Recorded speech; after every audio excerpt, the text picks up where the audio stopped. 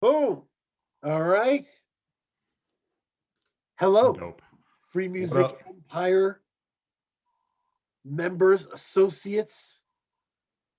I am Dan O, uh, the the principal of this here middle school we call Free Music Empire, and got a, I'm so happy to have a guest, Blood Money Perez today, who has had an incredible career, a fixture in this uh, underground rap scene, and honestly, someone who been preparing for this conversation, thinking about your journey has really thrown me mentally into a lot of different spaces. Oh, I, word.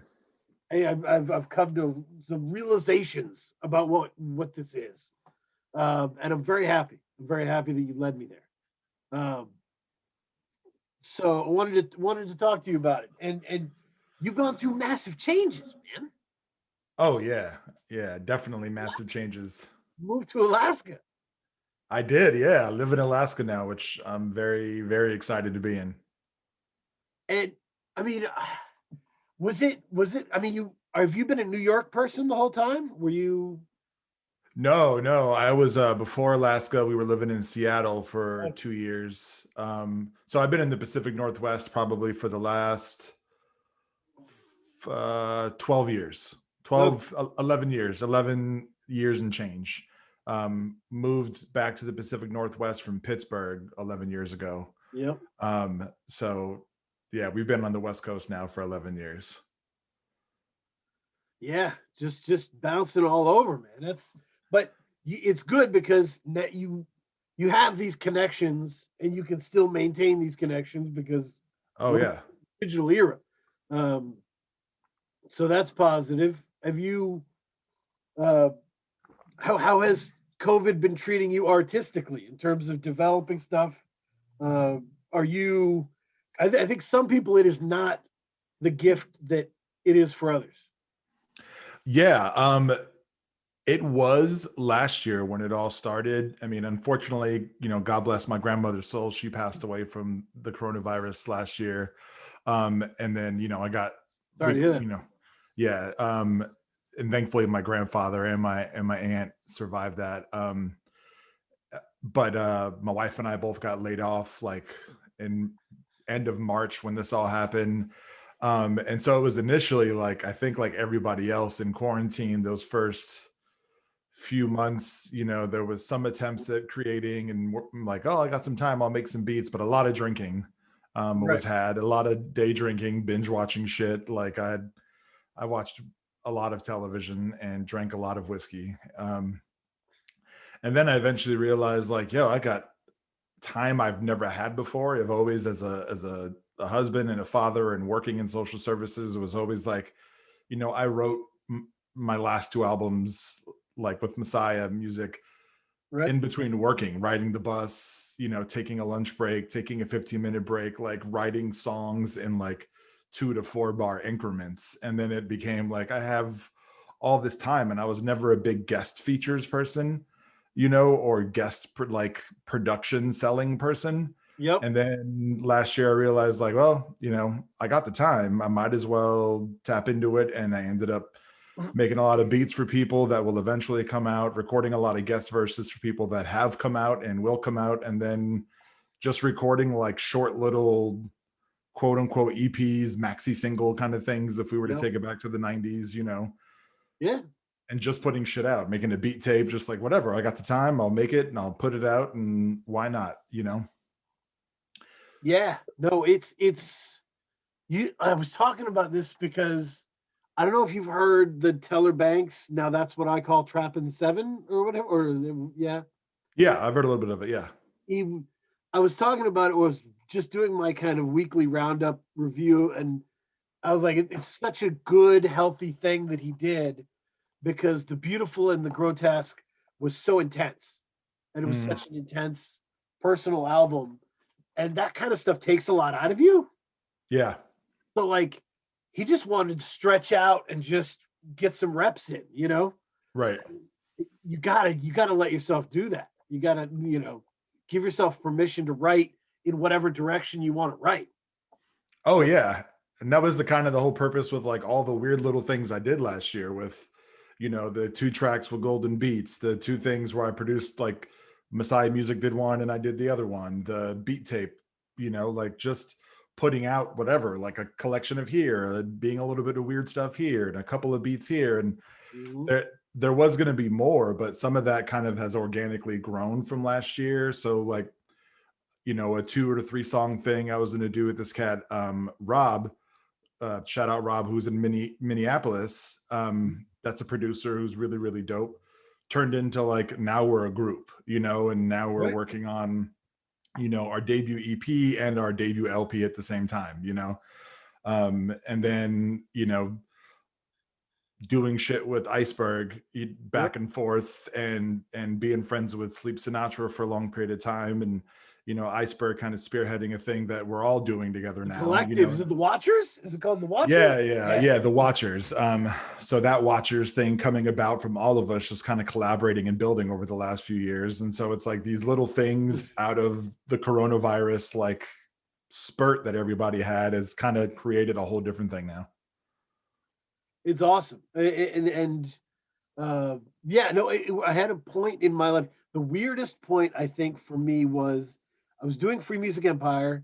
I was also running a philosophy podcast, and I was working on a book, and I was working full time.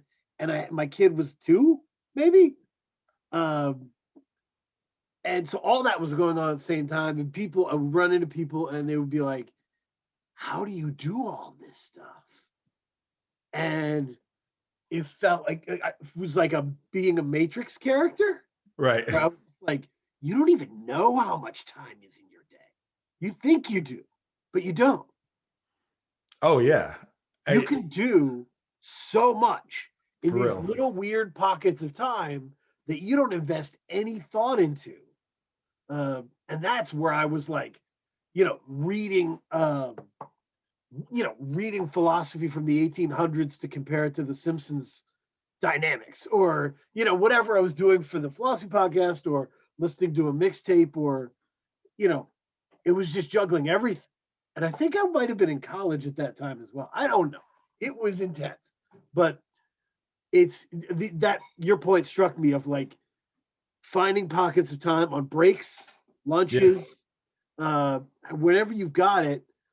And the positive part of that is it keeps your brain going. Oh yeah.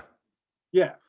And I like, I don't, living in Alaska now, I don't have the commute I had when I was in Seattle or in Portland. Like it takes me, 9 minutes to drive to work, and then I'm a case manager in social services and I do a lot of driving with clients and stuff. And so I'm driving all day. So I'm in a car a lot.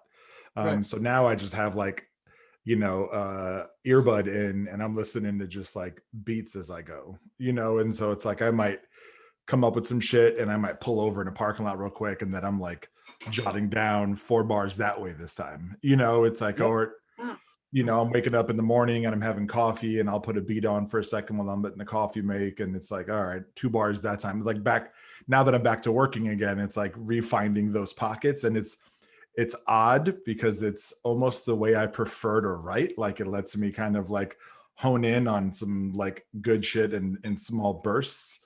But it's also been fun in that like I've learned to just sit and write again too. Like, okay, I'm going to take an hour to write at home, and have been able to, a couple of days ago, I wrote like 3 or 4 guest verses for like Blood Blixing, like just in a day's time. Cause like I had the time, I was like, all right, let me do another one. Let me just bang it out. And so coronavirus has definitely been, for me, at least, the gift in learning how to be more open and creative and not thinking that I have to do everything for an album. Everything doesn't have to be towards an album. It could just be this little thing, it's just this little release and that's what it is. It's been like an old Jean-Claude Van Damme movie where like, you've lost a lot, you've been through a lot, but you've come out the other side with like additional skills, the ability to do splits, whatever. Yeah, no doubt. Yeah. I definitely got the kitchen stools in here, you know, to practice my Action Bronson, Jean-Claude Van Damme splits. Yep. But I did hear Blood Blixing, AKM, the Yugoslavia Oh edition. yeah. And wow, I really enjoyed it. And just so many great guests on that. And you, like, Buddha was my favorite track. Like, that is, the sample in there is gorgeous. Uh, it's so great. And you're so great on it.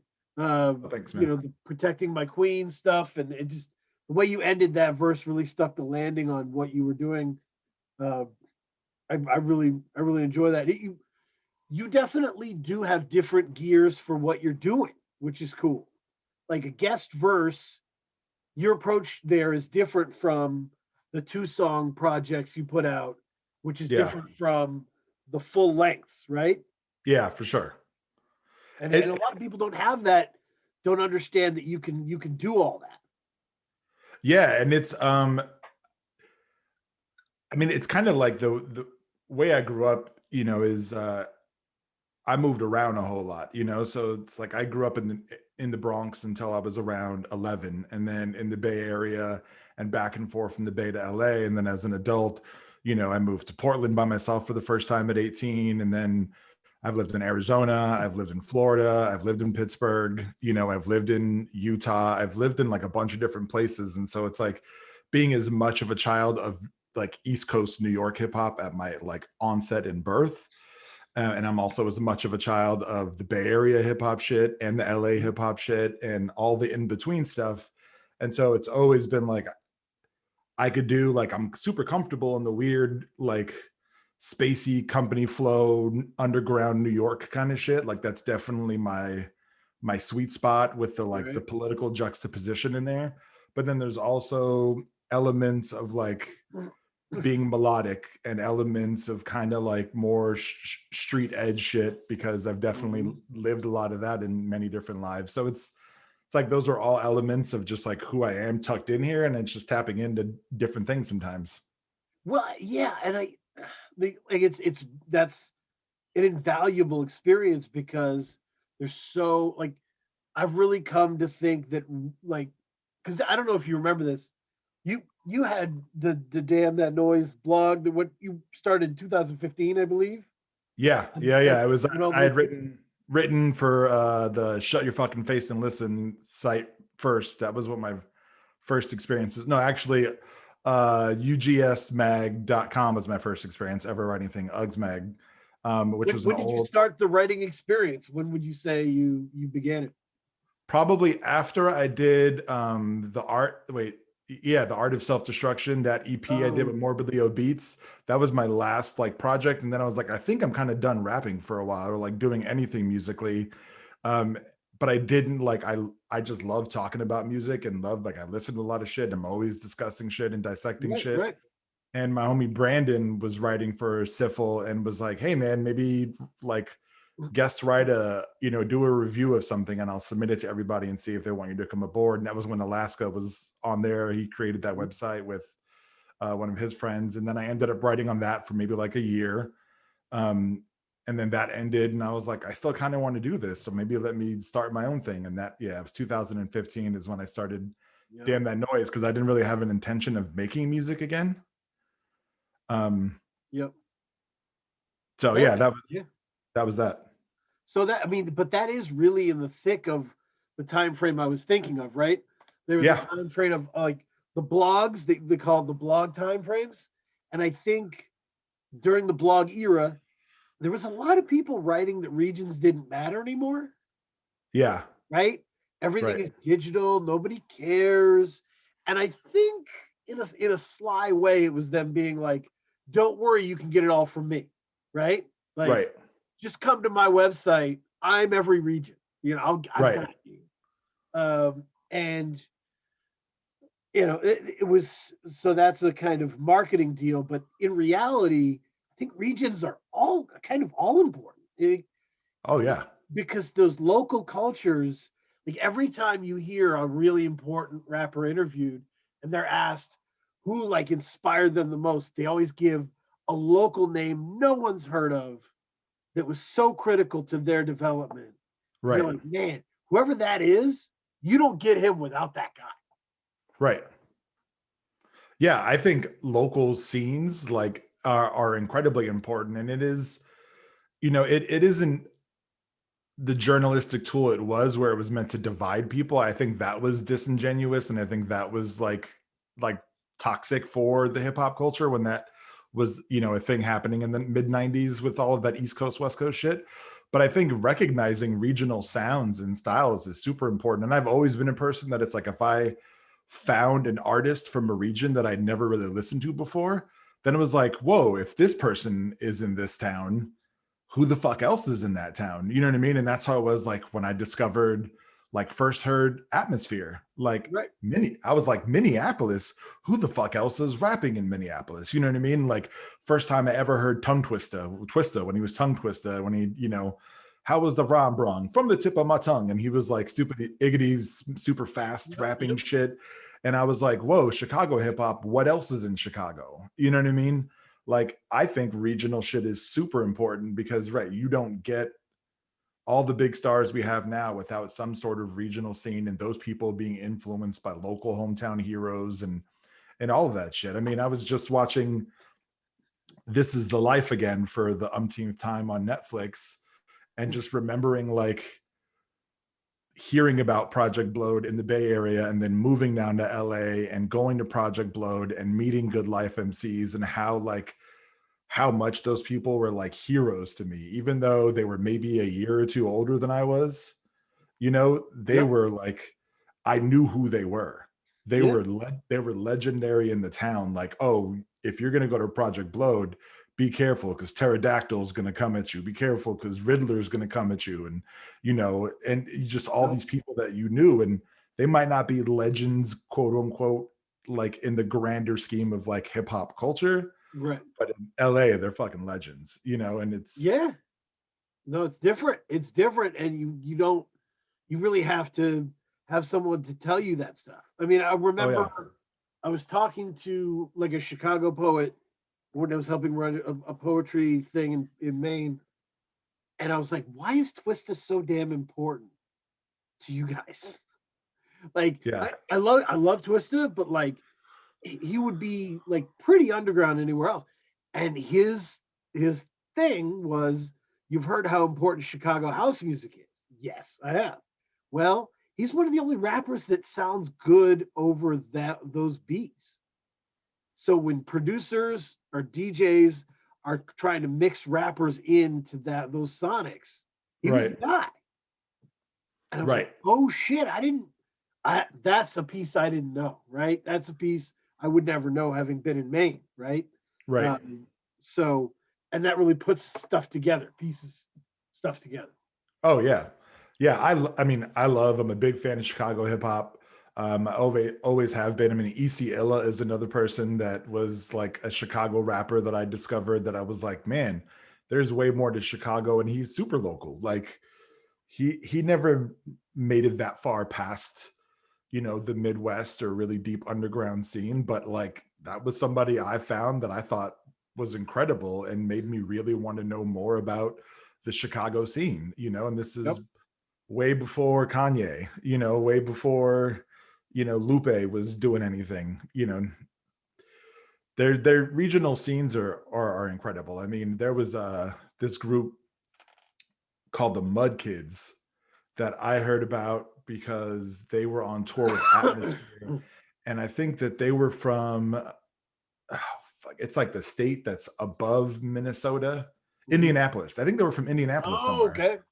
And they were like late 90s, real kind of boom bappy. And they were super dope. And that in turn made me look into like what else was in their scene, what else was going on in that town. Because if the Mud Kids were there, that meant there was more than just the Mud Kids there. You know what I mean? Mm-hmm. I love No, I mean, and you said Seattle, which is interesting. I remember there was some magazine that basically collected uh, the best bands from every city, or Mhm. the kind of, to give you like in each group genre or whatever. And I started poking around Seattle, and I was like, man, the music writing is so fucking good here.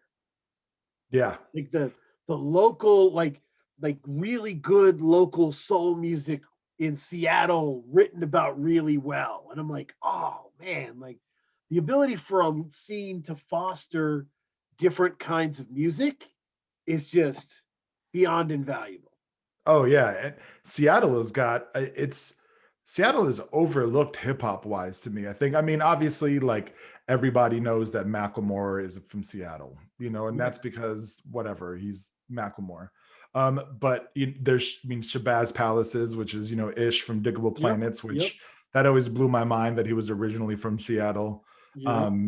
But there's some Blue really Scholars. dope. Blue Yeah, Scholars. Blue Yep. Scholars, Grassroots was a group out of there. I mean, Vitamin D was, Yep. from Seattle.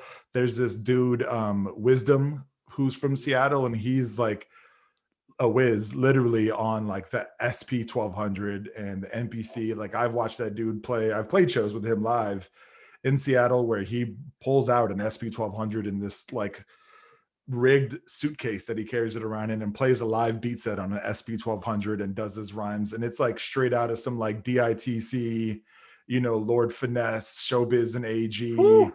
but like all his own shit. And he's incredibly good. Shout out to Wisdom. That's awesome. Yeah, there's some really, really good rappers. I mean, obviously Henri Osborne and Old Yep. Dominion, that whole crew from the Pacific Northwest Mhm. is out there. There's so much in Portland and in Seattle that doesn't get enough coverage, I think, Yep. and support for some weird reason. And I know Portland's a little town. It wants to be a big town, but Portland's a city of 3 million people. That's not a big city in No. terms of metropolitan areas. You know what I mean? But No. there But are yeah, a fuck ton of people in Portland that creative are people. Yep. really gifted. I mean, my dude, Old Grape God, shout out to Grape God. That guy is incredible. His whole squad out there, Slick Devious. Like, Mhm. there's some really, Mike Capes is a great rapper out of there. There's so many good cats out of Portland that are making music that people should dig into.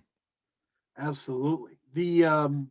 It was so I was gonna ask you because what you've been I, I was kind of interested in the notion of like the difference between being a producer first and becoming a rapper, being a rapper first and becoming a producer. Do you were emceeing first and then developed the Yep. production side? Yeah. I first started rapping probably at like 13, if you want to call it rapping at that point. It was just me putting my name in like EPMD raps. Right, right. Um, but yes, I first started rhyming after I had attempted to try and DJ and I was horrible at DJing. Like I'm not ambidextrous. I can't do the Mhm. two different things. So rapping first, and then it was like I needed beats, and there wasn't a lot of people making beats at the time. You know what I mean? Right. And I couldn't afford gear, and so an old friend of mine, when I was 18, had a computer program that was like a wave program where you could like record into it, but then it would let you edit the wave file, and then you Yep. can layer other waves on top of it. And so that was the first thing I learned how to make beats on. And then he got a new program called Digital Orchestrator. This was probably like 97. Um, Mhm. and then I learned how to make beats on Digital Orchestrator. And then I was eventually able to afford an ASR 10. And that was like the first real machine I learned how to like kind of make realer quote unquote beats on, Mhm. was using that. Yep. And but yeah, I became a producer out of kind of necessity. Like I needed to rap on shit. I didn't know a shit ton of producers at the time. Right. Mostly everybody I hung out with was all really rappers, in high school in San Jose and LA. There weren't a lot of people that were like, I want to be a producer, because I've got all this gear. I'm good. I like yeah, the that technical side of it. Yeah, yeah, yeah. right there, that didn't happen. It was you were either a rapper or you were a DJ, or you Right. knew a DJ and everybody wanted to hang out with the DJ because you wanted somebody to play records for you to rhyme on. Yeah. um so yeah, I eventually learned how to produce out of just kind of necessity. Because going from First Contact Volume 1 to A Message, I kind of was like, he's kind of developing two different artists at the same time. Like producer Blood Money and rapper Blood Money are kind of independently growing. If that is that real or am I imagining? Oh yeah, no, that's not imagined. I mean, and it's still the thing where like I have been making beats for all of these years, but producing was never my primary focus. Even, you know, even later in time, like even knowing how to do shit, like I was using Reason 2 when Reason 2 first came out. Like when I was in Orlando, a coworker I had Reason, and he made like, he was from Trinidad, and he made dancehall, and Yep. he had a full studio, and he's like, yo, I have this program. Why don't you just take it home and throw it in your computer, and you can use it and you can make beats on it? And I was like, cool. I'd never heard of Reason before. And that was like what got me back into like making beats. Was I had a shitty old computer and it would run Reason. And that's what started it again. But even then it was just kind of like dabbling in it, you know, like I knew how to do shit and I would cook up some beats and they'd be cool beats, but it was never like, I want to produce fully. I was still just trying to rhyme, you know, and Right. still trying to meet good producers and new people. But it was never my main focus. It wasn't until I left Pittsburgh and moved to Portland. And then it was like, well, you know, like my homies that produce were in different states, and like we could totally send files and all that shit, but like I'm kind of tired of being reliant on waiting for beats from other people. Yeah. I should really just try and start making more beats myself. And then that's kind of around the time 2011. Yeah. I was in a group called Dick Vonnegut, and like half that was produced by me, the other half was produced by the other guy that was in the group. And that was my first time like I put out a record where I produced a lot of the shit. And so that's kind of what really got me into like, okay, I'm making beats now. Like I'm really going to try and make some beats. But it legitimately has been the last, you know, the Time Is a Motherfucker album was when I was like really trying to get better at making beats. Like the Dick Vonnegut stuff had good beats on it that I'm still proud of and stuff that I still think are good. But it was the Time Is a Motherfucker era where I was really trying to like, okay, what do I sound like as a producer? Where am I trying to go? What do I want to do? What's my comfort zone? What's my pocket? You know, and that's still learning to do that. The First Contact thing was trying to kind of get back to more basics and using just the SP404 to make most of the beats.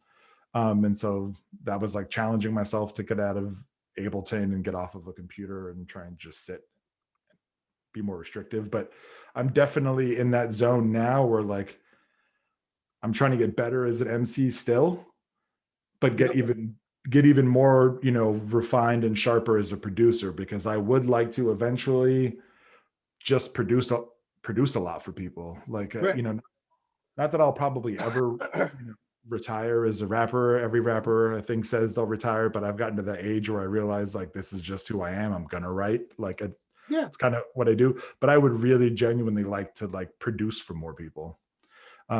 So that's what this last year has been too, is trying to get more people production work. And that has been fun, getting some shit out there, which hopefully will see the light of day sometime soon. That's awesome. Yeah, I mean, because on one end you're still, you know, locking in with, you know, Alaska and Iceberg Theory to just knock out crazy guest features and take advantage of those opportunities. But on the other end, you are definitely developing, you know, a personal sound, and it's you know, evolving it, you know, and that's what's cool, because and I think Time Is a Motherfucker might be my favorite. It's either that or About Time. There's something about you and Messiah music that just makes sense. It's special. So yeah, shout out to Dan, Messiah Music. He is unheralded. I don't know if that's the right word, but I know he gets respect. And I was literally I just seen Woods on Twitter talking about the top 10 harmony, you know, songs that Messiah has produced. But it's like, I don't think Messiah Music gets enough credit as a producer.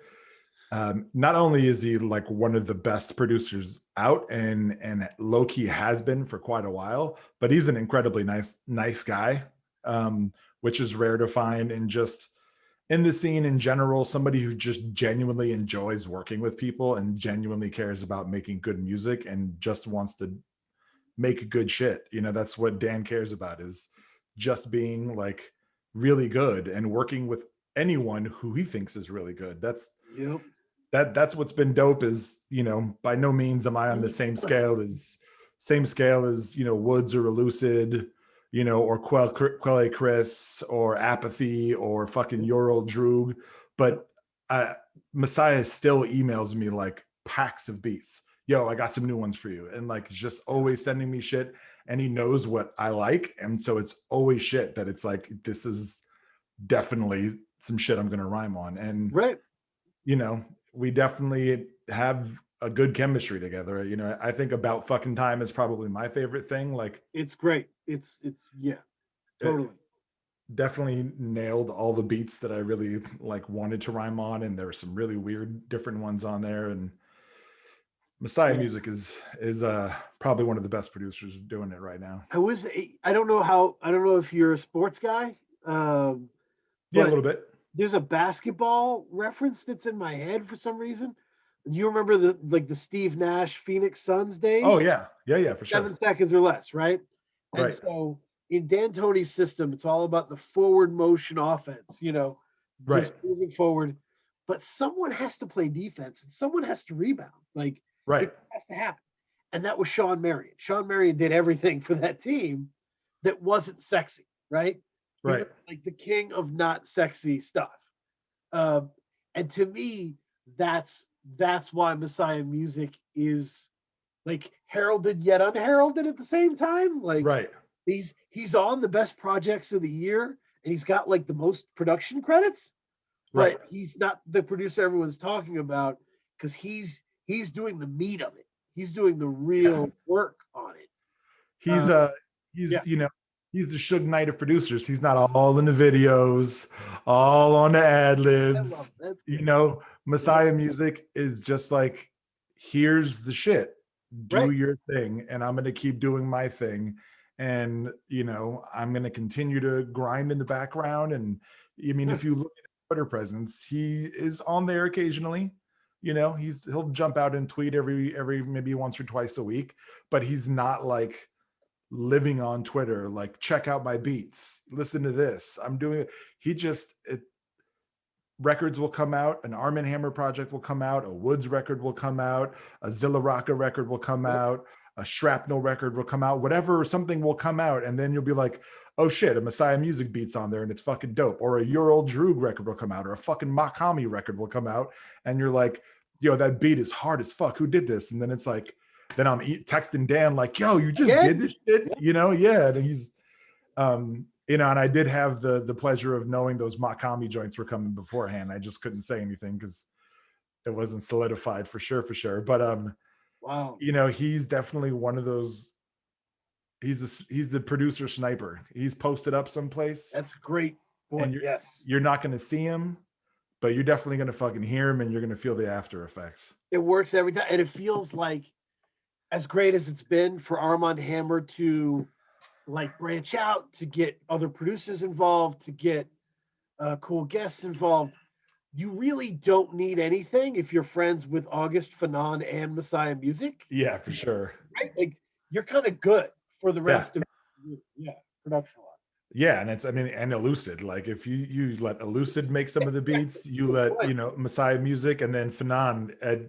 There's really not much more you can ask for on there. But you know, Yep. that's the beauty of Arm & Hammer too, is, and Woods and Elucid, is they manage to pull other people in as equally as ridiculously cosmically gifted as them, and so you end up with like Small Bills, and then you end up with Brass with More Mother, and that whole Backwoodz universe is like the Eternals in the comic books. Like everybody is like, I love that. That's great. you're discovering they're just like these eternal godly beings who are just like, I can create worlds, watch this, you know. Yeah, and what happens with a movement like that when it really kicks to the next level is there's like a magnetism there where like they become self-sufficient, and because they're so self-sufficient and so good, the cool kids come over, right? They Yeah, come to the table. And you're like, oh wow, there's an Alchemist beat on this Brass project. That's cool. right. right. Yeah. Yeah, and I know Woods hates the comparison, but it's very much reminds me, not sonically, not in the sound of how they do things, but how like the organically growing the way Jux did when that initially happened. I Yep. mean, Backwoodz is very much its own thing, and I Totally. think they've done a lot of things. Woods is really fucking smart, and they've done a lot of things way different than Jux did, and a lot smarter, and kept it way Mhm. tighter and way closer knit and way smaller. And that He is was made, there for that stuff, right? He was friends with Vortal, and he was like yeah. watching that unfold. So I can I think imagine he I took think no. his friendship was post Jux though with Okay. Vortal. Yeah, like after definitive Jux kind of fell apart or died or whatever. That's was sort of, I think, towards the tail end of that. But like it's impossible to recreate those things, and that's why like Backwoodz Studios is very much its own thing, Yep. and it's, as a fan, it's eclipsed what I think Jux was trying to do. I think Jux blew up and tried to do too many different things and be so many different things to so many different fans, and and that you can't, it's kind of hard to do that. And Billy Woods and his team have definitely been smart as fuck and just being like, let's just do one thing really good, you know and that one thing is It's like a right. single season, single season versus a dynasty situation where you're like, single season. I don't know much that compares to that first run of Jux albums. Right. You're getting like Labor Days, Fantastic Damage, and just bang, bang, bang. It's all all coming out. Rob Sonic, uh, Right.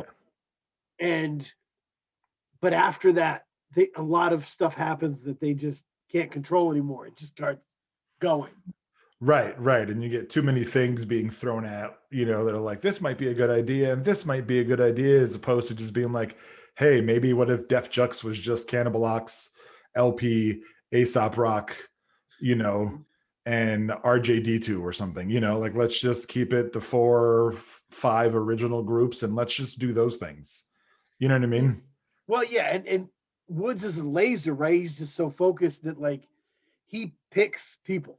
He's like Oh yeah. fielded. That makes sense. Right. Shrapnel, that makes sense. He's like organizing the pieces on the board Oh in, yeah. in a tangible way. And yeah, it's not. I feel like the labels back then, Rhyme Sayers, Jux, they had that. I think friendship was poisoning the art to a little bit of an extent of like, this is my Yeah. buddy, so I'm gonna sign him, and it's cool. And you're like, but does he fit? Does it make sense? Like Right. that kind of happened a little bit back then. Well, and it's like to bring it to some regional shit again, like Gray Skull, like Henri Osborne's group was Yeah. on Rhyme Sayers, and that was Yep. born out of just like a friendship with Slug, but it didn't make sense. Gray Skull would have made more sense on Definitive Jux than it did on Rhyme Sayers because of like Henri and JFK style and just how gritty and dark it was. And Henri was friends with Ace. And Grayskull didn't get the shine they totally could have and totally should have. Like those two albums from Grayskull and Rhyme Sayers were really fucking dope and just so under promoted. And it was just more of like I'm gonna put my friend's record out, cool, and that definitely was their downfall, and that's why Backwoodz is the smartest label doing shit right now. And I would, me from my standpoint, one of my favorite, like as a mixtape guy, locked in, loving mixtapes, tracking down free music. I like when everybody talks about mixtapes, they talk about like diplomats or 50 Cent. But G like Unit shit. I have these weird pockets of people that I just thought were perfect for a while. And didn't get the kind of that didn't pop off. And one of them is I Self Divine, who was Oh, criminally ignored on Rhyme Sayers. And while he was on the bench, he just started dropping mixtapes. He had like 5 in a year or something that came out in support of what is that album called? It's beautiful though, and in support of his album, right? yeah. And his album came out, and I just respected what he did so much. I was like, dude, I'm buying a T-shirt. I'm buying your album. I'm buying, like, this was great. Yeah, it was 2012. Yep. So the album he led up to was The Sound of Low Class America, and he had 4 mixtapes in support of it: L.A. State of Mind, The Upliftment Struggle, Reports from the Field in the Trenches, and The Shining Path. I Self Divine is ill as fuck. The Micronauts Obelisk movement was one of my favorite albums when that came out. Like, I remember getting that CD and bringing it back to my dude's house I was in a group in and being like, holy fuck, listen to these dudes. This is like exactly what we're trying to do. Like, these guys just did it and did it incredibly. And that album is so fucking good. I Self Divine he's one of those MCs that's got one of those crazy distinctive voices and like cadences too. He's definitely slept on. I was thinking about that, about like the most distinct voices, and I had a weird pick for you. I think maybe the most distinct voice in the history of rap for me is Sadat X. Oh, easily. I mean, you can definitely, Sadat X when you hear Sadat X. From like the first portion of the first word he says, you're just like, oh shit, Sadat X is here. Okay. Yep. All right, this is cool. This is great. Yep. And he's just the most, you just feel like his voice is so specific, and his lyrics are always him. He's not he's really good at that stuff. Yeah. So I just think that might be my pick. Yeah, Sadat X definitely has a standout voice. You can't miss Sadat X. I think, obviously Guru's definitely got one of the most legendary voices. And for me, Saphir, I love Saphir. He's one of my favorite rappers ever. His voice is very like, you can tell. I can tell Saphir. It's got that deep baritone and it's like it's a jazz instrument. It's insane. Yeah. It's so cool. You were like, I was like, man, I would be talking shit to everybody if I had a cool voice like that. Anyway. Yeah, Volume 10 too. I love Volume 10. He's got his normal speaking voice is dope, but his rapping voice is like, he's like a weapon. It's like you know what an AK-47 sounds like. Like Volume 10 is definitely like a rifle, a machine gun of a rapper, and his voice is super distinct from LA hip hop shit. So this is the first of 2 of the major points of things you drove me to this week. Going through like cramming your music and just going like project after project. I wrote down, listening to your music. It was so insular and connected to personal frustration. Mm-hmm. I started to like feel anxiety runoff from it. It was a powerful thing. My mood changed listening to the music. I think this was like the self-destruction phase, the Wake the Dead phase. Yeah. I wonder if our favorite MCs are our favorites because they can make us feel them on an intellectual level, but also export their emotional energy to us. For sure. Like, the anniversary of Supreme Clientele just happened, and there's like the whole talk about favorite songs off of Supreme Clientele, and how One is one of those joints. And I saw you say something about it, and Zilla was saying something about it, and I love the song One. But for me, my favorite joint on Supreme Clientele is Mighty Healthy. Whenever that song comes on, I just like, it's like the intensity Ghost has and the intensity of the beat, and just like his energy is just like, it's just tangible, and it's like it just transports itself into you, and you just feel like, I just want to start smacking the shit out of people. Like, I think definitely favorite MCs are people that absolutely can drive you to feel a thing. MOP were some of my favorite folks growing up because that tangible energy of just like, you knew this was like. I used to have a joke that I don't know why you brought MOP on your song, because now it's an MOP song. Like, that's just right. They made it an MOP song, and you now have an MOP song on your album. I hope that was your intention. Right. Right. MOP absolutely dominates and owns whatever they jump on. And it's that energy, like it's that infectious energy. And I think definitely some of my favorite MCs were very infectious. They had an energy.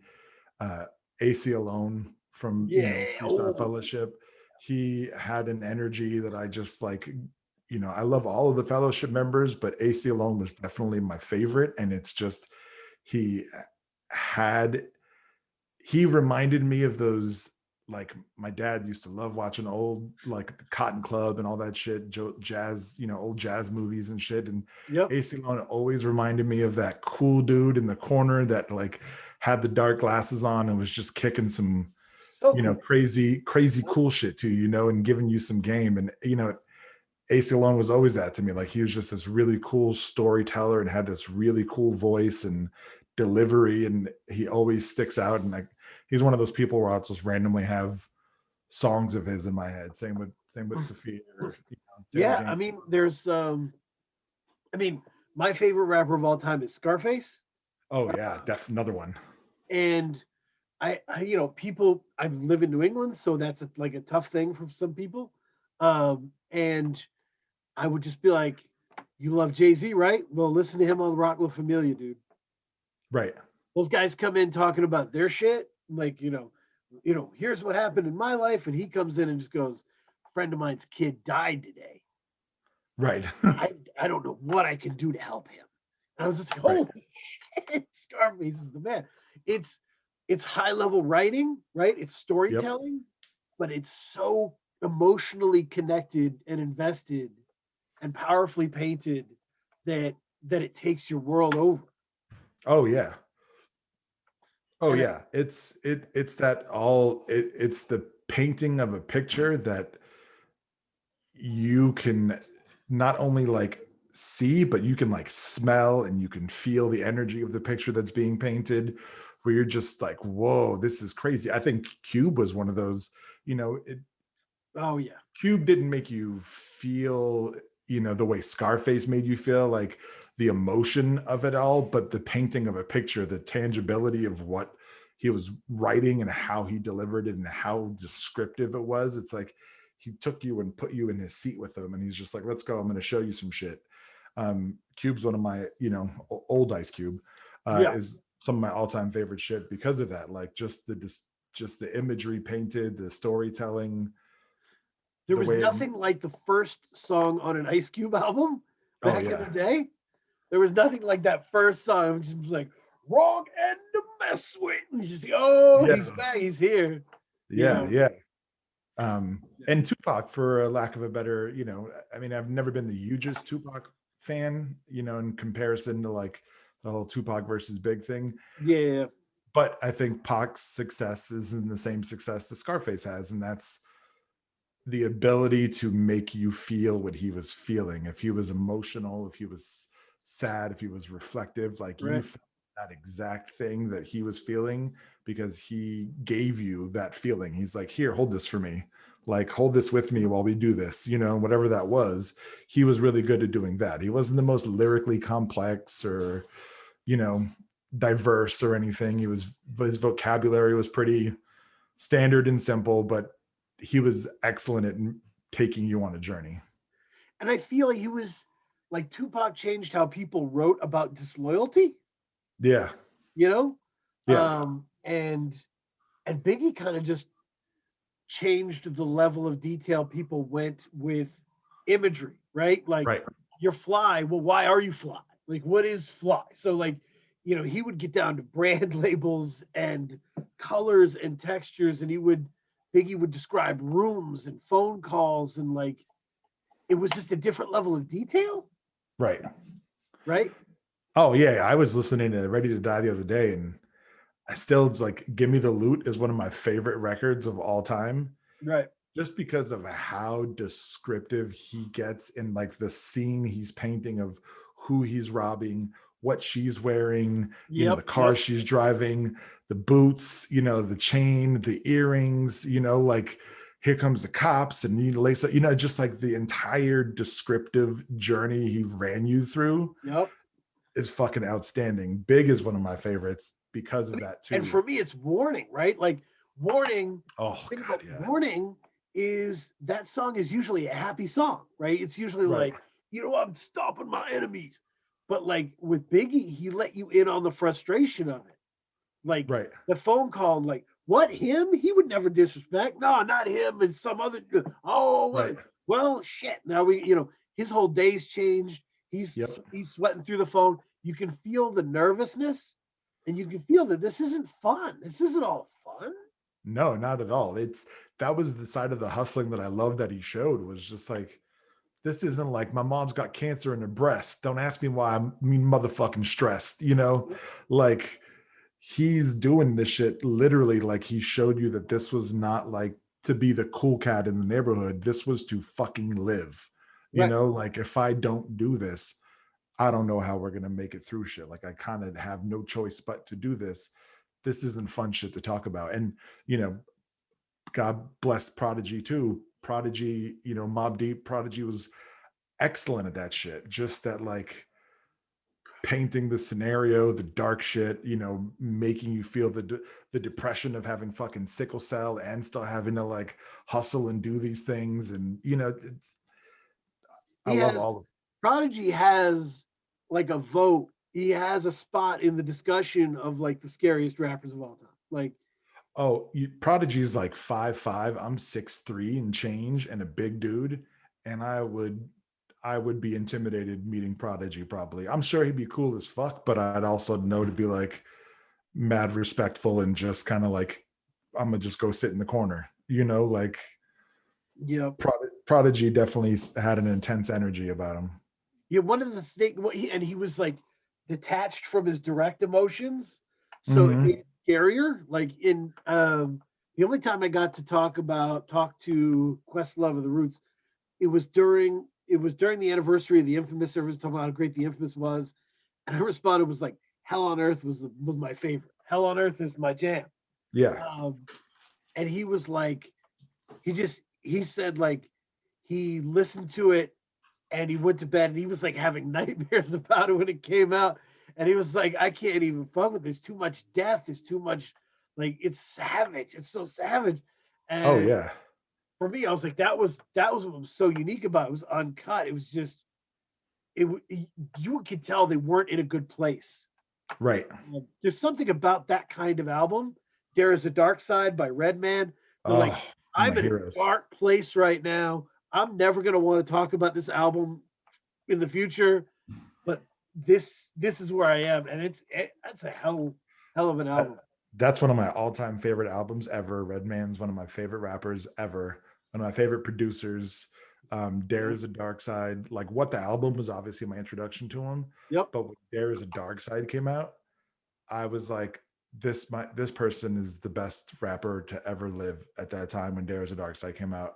You couldn't tell me shit. The entire emotion and just sonically, like what him and like Eric Sermon created, right, and Rockwilder, like the shit on there was just dark and just moody as fuck and rugged as fuck. And he was talking about just being on shrooms and tripping out and just some crazy shit, and was animated as fuck. Like Redman is, I think he gets the recognition he kind of deserves, you know what I mean, is one of the greatest to do it. But he really was one of the What the Album, There Is a Dark Side, Muddy Waters, even was Malpractice after that, or was it Doc's the Name? I think it's Doc's the Name. Doc's the Name, I think. Yeah, because that had like the fuck you, Right. Yeah, I think even though Doc's the Name wasn't as great as it could have been, like if you go back and listen to Doc's the Name now, it still has some really dope shit on there. It was a really good album. But I mean, that first 3 album run, like there wasn't anybody doing the crazy shit. Muddy Waters, like Redman is one of the fucking greatest, and There Is a Dark Side is still one of my favorite records. Still one of the best album covers ever, even though it was a homage to Funkadelic. Still one of the best album covers though. So I was, and I wanted to talk to you about, and another great rapper, Scorcese Lorde Jones, who passed away recently. Oh, yeah. Long live Lord Jones. Well, and it's not just a hashtag, right? Because like I'm still listening to his music a lot and learning things. Oh yeah, what's it? His new one, the lobster. Is it Lobster Lobster and Tales Tesla? of the Tesla.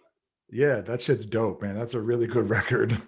Um, I was so the weird thing was when I first listened to Lobster Tales, I was like, I don't know about this. I don't know about the production. I don't know about the. It was just not what I was expecting and threw me off. And then the yeah. second time I listened, I'm like, this is fucking brilliant. Oh yeah, it's really good. I think it's actually my favorite Lord Jones project is is the Tesla record. And his passing away obviously is super sad, and really, really unfortunate and still kind of unbelievable. Yep.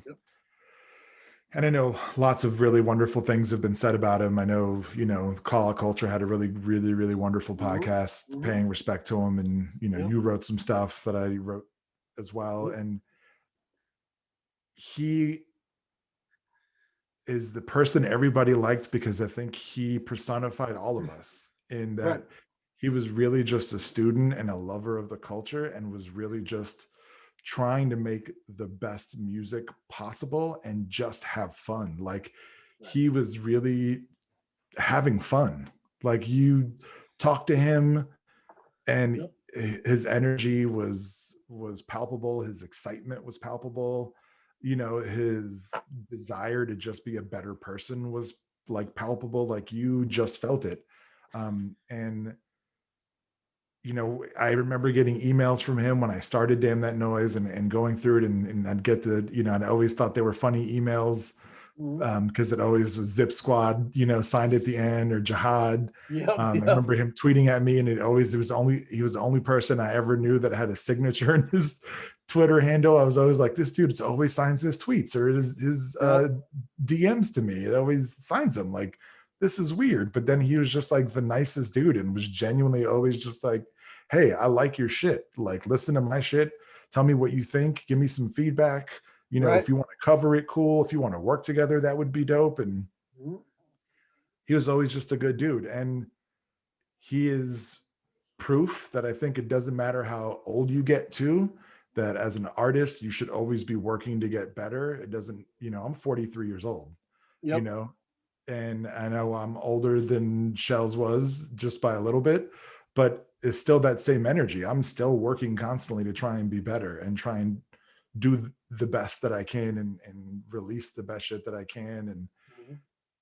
And he did that. He did it to the very end. I mean, the Nation Gang record that Oh, deservedly got coverage on OK Player is a fucking dope album. Like, so that dope. is such a dope record. And The the remix, like what I guess what's really stuck out to me, one of the things is that he was such a planner, right?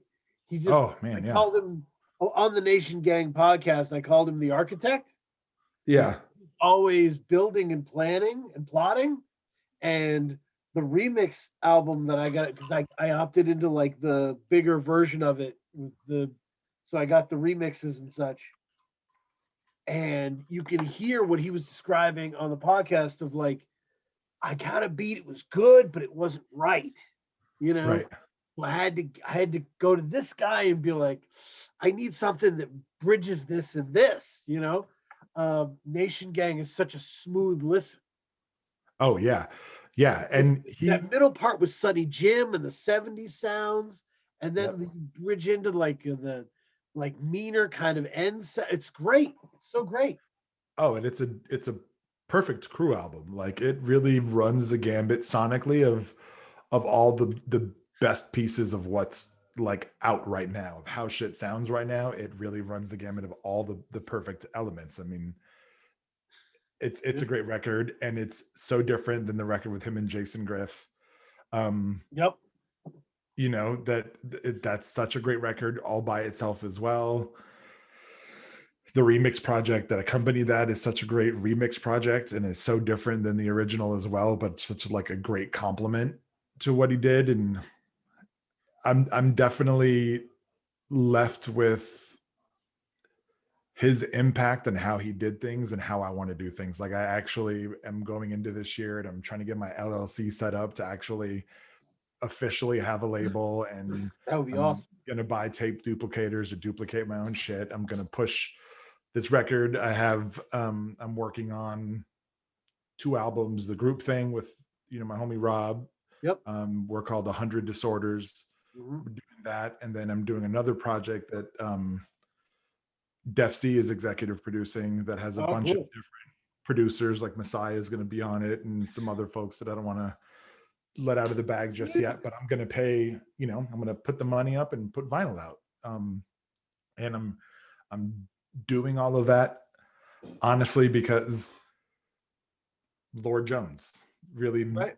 was just like, why not? Like Shells was doing it, and that's the push forward, was to just take control of your own shit. And why would sit back and wait for somebody else to do it for you when who's going to do it better than what you're going to want to do, Yeah, I mean, the the thing that I learned from listening to his music, because I started to like listen to all these projects and how different they are, and it started to try and get into his head of where he was at, and I was like, shit, because East Hampton Polo Boys is so fucking different from Midnight Express. Oh yeah. Midnight Express is so fucking different from Lobster Tails. And I started to look at the differences and I said, you know what this fucking guy was doing? He was pouring himself into these different wrestling characters in a Right. way. Like Lobster Tails in the Tesla is the sweaty Miami drug lord, right? Yes, Razor Ramon shit. East Hampton Polo Boys is like the well-to-do, snooty, rich bad guy wrestler. Right. Like, he was creating lanes for Yeah. himself. What was it? Huss Kingpin had a tweet the other day. It was like, "You people are out there making Die Hard 55. Like Yeah, I you're saw that. making a lot of albums, but they're the same album." Right. And I think Lord Jones knew that. I think Scorsese knew that. And I think he was like, now I'm going to create this lane and I'll be able to go back there whenever I want. Then I'm going to create this lane. I'll be able to go back there whenever I want. And then he was creating multiple streams of revenue for himself that he could touch back whenever he wanted to. Right. Yeah. I mean, smart as fuck. And it is definitely on some, when you look at it in retrospect, and I know he wasn't a huge MF Doom fan. He acknowledged that, and he did his own tribute to Doom after Doom passed, shortly before he passed himself. But it's that very similar ethos of, reinvented himself, from all the work he was putting in the last 6-7 years, Right. To now with his shit with Jason Griff, to the Nation Gang, to the Lobster Tails. Like those are all different variations of himself. You know what I mean? It's a different, like you said, a different character. And it just is a testament to his artistry and his creativity and his determination. And that's the thing I think that I've absorbed the most and like learned from him is that not only do you have to work a lot and work hard, you have an obligation once you have people that go to what you do and that like what you do. You have an obligation to keep giving them that, but you also have another obligation to give them more than that they didn't expect. Right. Right? You've got to give them what they want and be planning the other shit at the same time. Right. And you have to be ahead of the audience. Right. Yeah. And I think he knew that 1,000%. Yeah, and he wasn't afraid, again, to reinvent himself and push hard and ask other people. I mean, like I knew he would send me shit. I know he talked to Dezilla Rocca a lot about stuff and asked for tips. And that, I'm friends with Def C, like we talk on the phone, and I'm friends with a lot of Chicago dudes. And Def C is somebody that I respect immensely. And it was definitely Lorde Jones passing where I'm just like, you know what, I'm gonna not be so insular. Right. You know, like I have one of my, my best friends, Billy Watt, he did the album covers for Time is a Motherfucker and About Fucking Time. And we did the Bouquet of Bones thing together. And um, he always listens to my shit. He's always my feedback person. You know what I mean? But sometimes you have to kind of open up, and I've been Right. very insular. It's been just me making shit over Messiah stuff or my own beats and just getting feedback from Bill, which is always good feedback. But Def C is a young guy who is fucking retardedly gifted So as good. an MC. Yep. Like he is one of those, like, in the tradition of like Big L and G Rap and just that lineage of like lyricism that is just, and it's so cool and it's so in the pocket and it just so sounds effortless, but I Yeah. know it's not. Like, I know how much energy he puts into what he does. But I have the utmost respect for him, and I know that he's going to tell me when shit's not good. And so I was like, yo, dude, what do you think about doing this? Because I want to make sure I'm getting better, Right. that I'm not resting on like my comfortability, Right. like how can I get better? And also working with like the watchers, like Yep. Sleep is incredibly dope. Oh, Iceberg Theory is incredibly dope. yeah. D Lanham is very dope. Prince P, like all the guys that we're doing, like that is a challenge to myself as well. And I Yeah. know I have 4 other dudes who are going to push me to be better, Yep. and that's definitely, I think, a fallout of seeing Lord Jones do things, and then obviously his passing making everybody be like, okay, let's really make sure we do this. I think that really took Sleep and Iceberg and I, who obviously knew Lord Jones, all of us just being like, okay, like we need to make sure, let's really do this, let's pay respects to this man and make sure we're pushing forward, because he might not be MF Doom, but he, I think, made his mark on a lot of people, and I think he made his mark on the scene, and I think he deserves to have that energy carried forward. It's yeah. It's like we knew Nipsey Hussle. Right.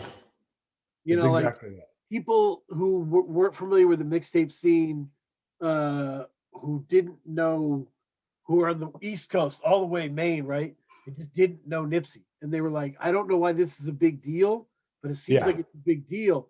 And I was trying to describe just the willpower of Nipsey, Oh right? yeah. Just the pure, unfiltered willpower of like, I don't care if I'm good at this, I will be, you know. Right.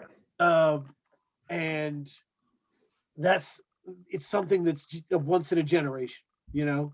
Yeah, Uh, for sure.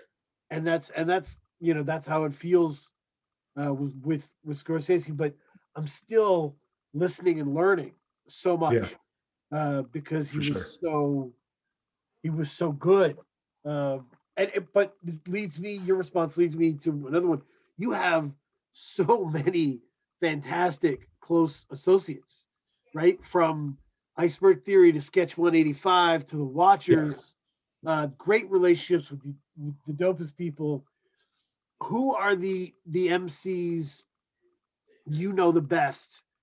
Who inspire you, and in what ways do they inspire you? Who are the MCs I know the best? Wow. Just talked about I've Def C, right? You just talked about Def C. Yes, Def C, I know pretty well, and Def C definitely inspires me. Whenever he puts something out, I immediately will go listen to it and listen to it and listen to it, and then be like, "Fuck this guy, he's really good." Sketch 185 is another one, another person that I'm cool with, and who's somebody I'm endlessly impressed with. He's another person, I think, with an iconic voice. Sketch 185 when you hear Yep. Sketch Yeah. 185. There's Yeah. without a doubt his delivery, his vocal tone.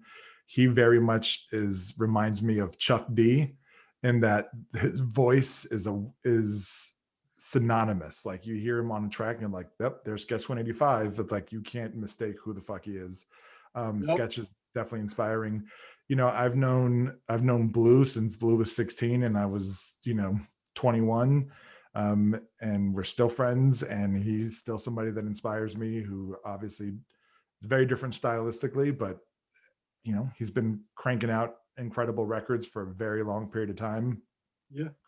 I think my homie Lucas, Cloud Six out of Portland, he was in a group called Hives Inquiry Squad and Jellyfish Brigade, and he still does stuff, and we're always collaborating. I've been on a lot of his albums. He's inspiring. He's a friend who I think is, you know, not a lot of people know him, but he's one of the dopest rappers I've ever known, and an excellent singer as well. Right. Old Grape God, that's a homie right there. And Old Grape God's super inspiring because he's just so far left field and doesn't pay attention to rules or how things work. And he is very much like a jazz musician, in that sense of like, he just is free. Like his voice is an instrument. He makes beats and he just has fun. He's just free associative, a lot of the stuff. And he's fucking incredible. Lamont Manuel is the homie too, and he's really fucking dope. He's very personal, and commanding and vulnerable. And you know, I love his shit. Chesky's the homie too. I love, you know, that's my brother, and Chesky's somebody who I have the utmost respect for so many reasons. Tomorrow Kings are like an unbelievably talented collective. Like that is a hard thing to fathom that they were all together at that time. Oh yeah, that album is still one of the best Chicago rap records to ever come out. Ever. It's unbelievable. I hope that one day we can GoFundMe or some shit to get that pressed to vinyl, because that deserves to be on vinyl. And it's one of the best fucking Chicago records to ever live. The Def C effect, like, because he did a lot of like what I talked about with you of like just destroying features last year. Oh yeah. Coming on and just wrecking features. It got to the point, the G-Rap comparison, right? I would be listening to a posse track or a group track, and I would start to brace because I knew G-Rap was coming, right? Like Yeah. I would like tense up, like I better get ready. G-Rap is coming. That's how Def C is. Like I'm just Oh, man, this has been good, but Def C is on the way, so I'm getting ready. Try sending him a song to be a feature on, and then getting it back. You just, you know, when you get that file back, you just push play and you close your eyes and you're like, fuck, how bad is this going to be? Like, you know, none of us, we all joke in the Watchers because he's on 2 joints, and we're all like, motherfucker, like no one's going to go back and rewrite their shit, you know, because everybody's great. But it's just like Def C is just so good. It's like every time you hear him, it's like Nas on Live at the Barbecue, you know. You're just like, what the fuck, man, come on. Just like Eminem with "Remember Me" did Sticky Fingers. Did you hear that story? Oh yeah. No, I never heard the story, but I know the song. Like Sticky Fingers sent him the thing back, and apparently Eminem like wrote his verse to come after for like 3 weeks. It's just like he was, because Sticky Fingers went so nuts on it. Yeah. Shit, and he did the fact that I never heard that story. That's funny. Yeah, that's Def C. Getting a Def C file back, you're always just like, shit. I know this is going to be, which is why, you know, I was like, yo, will you help me with this record? You know, because I know he's going to listen to shit and tell me like, that's hard. Or he's going to be like, you could have definitely done better. And I'm going to have to go back and redo it. But he's definitely somebody that's, you know, a friend that I highly respect. I mean, there are plenty of people out there that I think are, you know, I'm acquainted with, you know, that I've been friendly with over the years. I have the utmost respect for Zilla Rocca and Curly Castro. Oh, yeah. You know, definitely very acquainted with those cats. You know, I have the utmost respect for, you know, Googie and Head Trip from, you know, the Karma Kids and stuff. And I'm friends with those dudes. I have a lot of respect. Uncommon NASA will get infinite respect for me. He's, you know, a lot of respect for that dude. Yeah, there's a long list. I've lived in a lot of places and I've known a lot of rappers. And I've been friends with a lot of rappers. And your tastes naturally are just declared kind of underground rap, you know. Uh, right? Mostly, Is that yeah. pretty straight? I mean, it's not um, one of the things because the state of the game. K Diggy, who's my co-host, we worked together, and his natural preferences were very like popular music focused, you know. Yeah. So when we started digging in, I said one of the things that you need to know is that underground rap is not a fiscal distinction. It is not. It is not a difference of money. Right. That's a factor, but it's not the you know. There's a different kind of moral values at play here with the Right. underground versus the popular. Yeah, and there's a predominantly like my record collection is like 99.9% indie shit. You know, it's all independent rappers with, you know, with the few exceptions, like, you know, maybe a Vince Staples record or, you know, Kendrick Lamar or something. But for the most part, like it's a lot of Backwoodz, it's a lot of, you know, Stones Throw shit, it's a lot of MF Doom, it's a lot of, you know, Fake Four, it's a lot of random indie dudes. You know, I got some Darko the Super shit and Aesop, and yeah, I tend to gravitate more towards indie rap, but I do listen to, like, you know, I'm not ashamed to say I have every Drake album digitally, you know, and I've willingly purchased those. I do love Drake. I love, you know, Nas is one of my all-time favorites. Tribe Called Quest. I mean, but again, that goes back to like Nas, Tribe Called Quest, Master Ace, shit like that. Yeah, the it's slaughterhouse. I mean, I think and it's fun. I was thinking about this because you have like I was looking at the Damn That Noise, and I loved the Nicholas F. Stuck was in there. Lots of cool stuff was in there. And I was like, man, when you've been as dialed into regional, local, underground stuff as you are, like a lot of those write-ups you did were about important people now, but years ago. Right. So that's a weird thing to experience, right? To be like, yeah, I've known this guy for years, and now everybody knows them and feels like they knows them, but they don't actually know what I know. Right. Well, yeah, and it's, you know, I mean, I remember writing about Def C's first album. You know, when I first started the blog, I think he was telling me not that long ago when the anniversary came around that I was the only blog that covered that album. Wow. At the time. And that, you know, and that a lot of folks that are like homies now that were just like, you were, you know, there weren't a lot of blogs covering our shit and you were doing it, you know, and now those are people like I was writing about, you know, cult favorites, you know, Lucid and AM breakups before Arm & Hammer was the thing, you know what I mean? And I, you know, I am a Rakim Allah quotable. You know, I think I said that in a poem on a record that, you know, I'm just literally, I'm an addict addicted to music. Like hip hop culture is what raised me. It saved me. And it's always about like, what's dope out there? What's different? Who don't people know about? You know, who's new that, you know, is interesting, and supporting that shit and then telling other people about it. You know, it's always what I've enjoyed doing.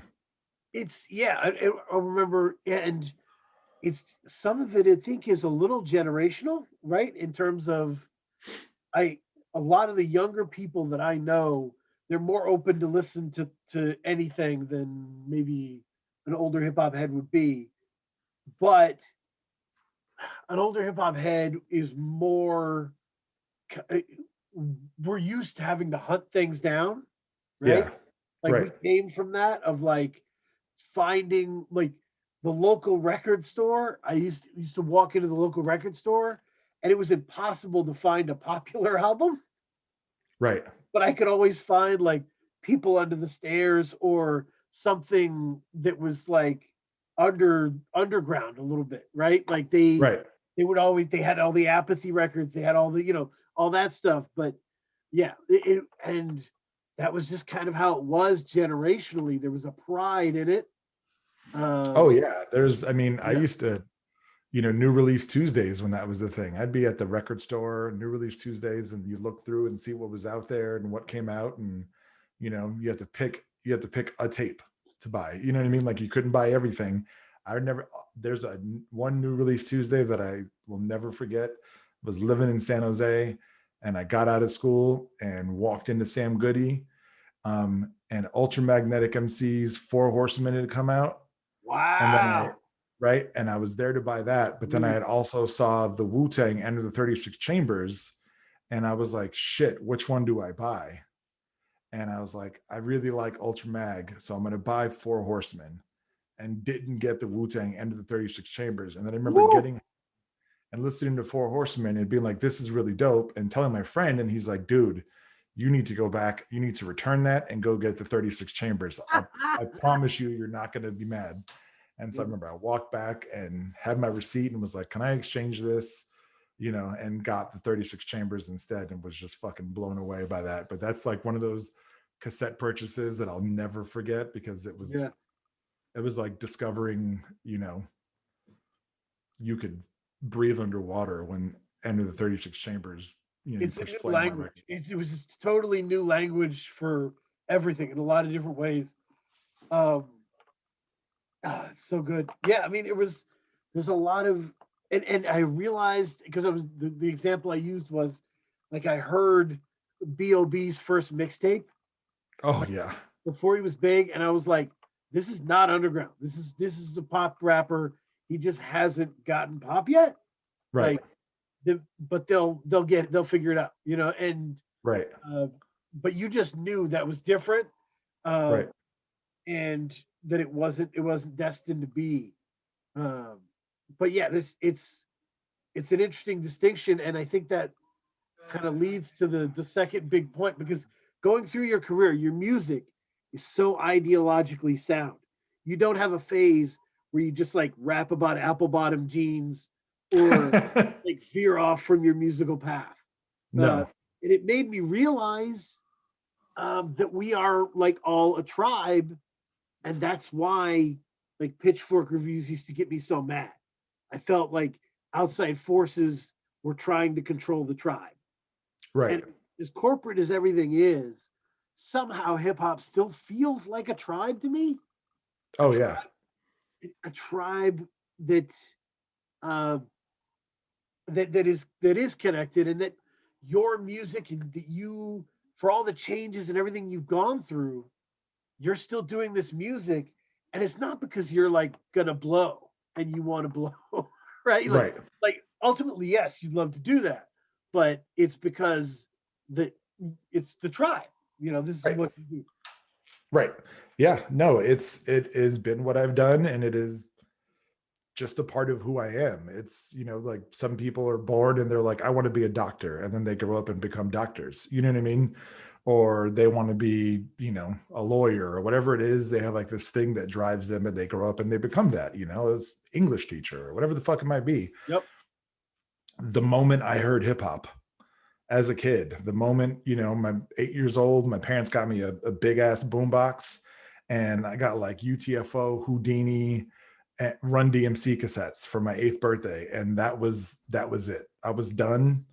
There was no going back. Like, I saw b-boying in my Right. neighborhood. I heard it, but those are the first tapes I ever owned. And that was all I wanted to be a part of. It literally saved my life multiple times. It raised me. It is who I am. I wanted to be a rapper. And as a kid, all you knew at the time was rappers got record deals. And I wanted to be like a Tribe Called Quest. I wanted to be like Gangstar. I wanted to be like EPMD. So I wanted a record deal.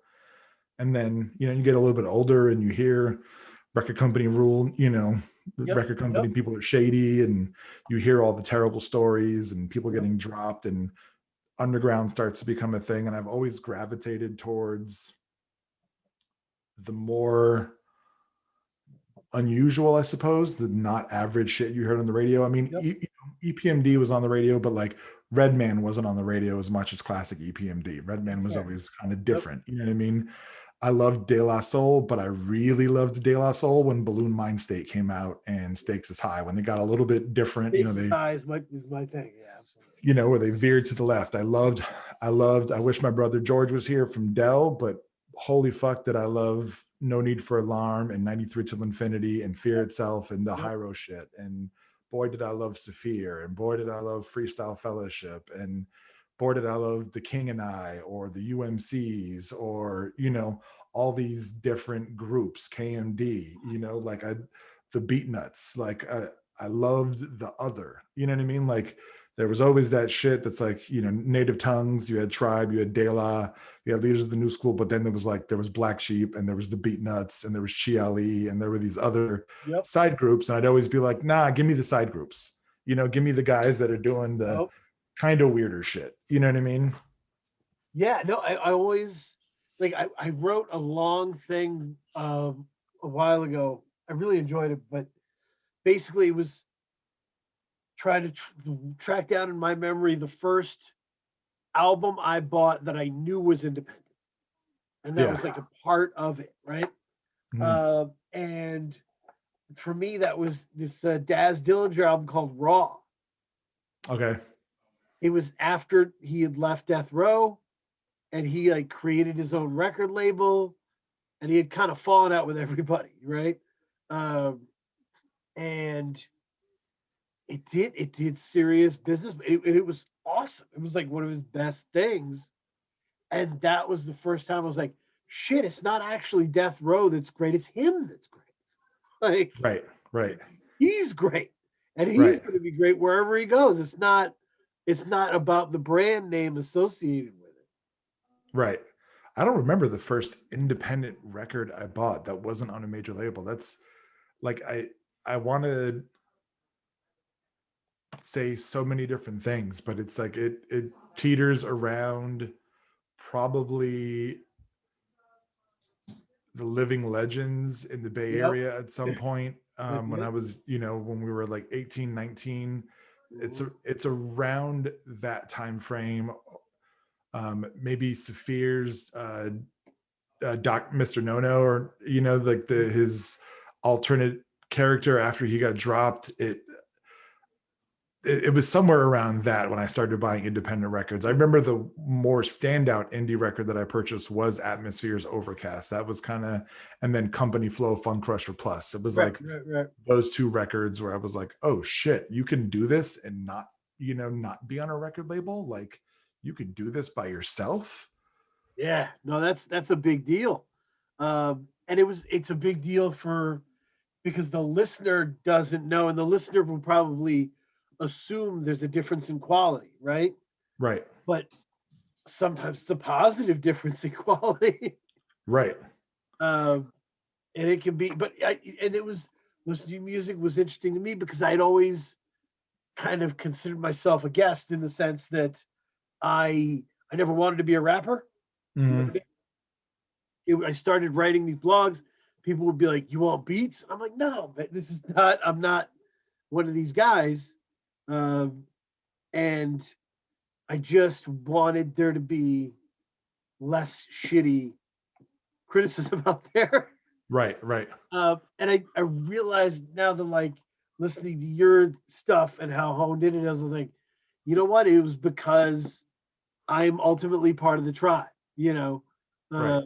it's why I raced to do a tribute to Lord Jones. It's why um, I'm always trying to just be as good to everybody as I can be because there is a connective tribe here. Right. Uh, and there's a big Britney Spears documentary. I haven't seen it. Neither have Um, I think I get the gist of what's happened. Um, but I remember there's a whole wave of people being like, well, you know, you guys, let this happen, and we all kind of let this happen together. And I remember thinking, no, we fucking didn't. Right. Back when that was happening, I was pointing at people saying, this is what you do. You Right. elevate people beyond where they should be, and then you spike them off the ground like a football. and you watch them just fail and falter. Right. Right. This is what you did to Judy Garland. This is what you're going to do to this person, right? Um, and part of that was like, we don't fucking do that in hip hop, right? Like, Right. Moni Love is on an Unknown Infinite, right? Like, we we don't just toss people aside like this. Right. Right. You respect and carry on a legacy. You honor that. You honor folks. You know what I mean? Right. But you know, and it's yes, and we are still a culture that, you know, I mean, we're obviously getting better. I think with Right. people being older now, we've gotten better, but we were definitely a culture that was like, oh, you're washed up after you're 30. You know what I mean? That and weird thing is, I think some of that, like, I was thinking back to the "It's a young man's game" quote, which kind of Right. defined most of my young life listening to rap. People being like, "It's a young man's game," and those people were usually older rappers Yeah. who were kind of like, um, I don't know why his name is slipping now. The guy who did Wild Thing, um, Tone Loc. Toad Loc. I remember a Toad Loc interview where he was just like, it's a young man's game. And being like, why though? Why? Like, Right. and, I mean, the one who gets me is Slick Rick, obviously. That's the one that annoys me because I love everything he does. He's fantastic. He did The Art of Storytelling, which is still one of my favorite albums. And then he just stopped.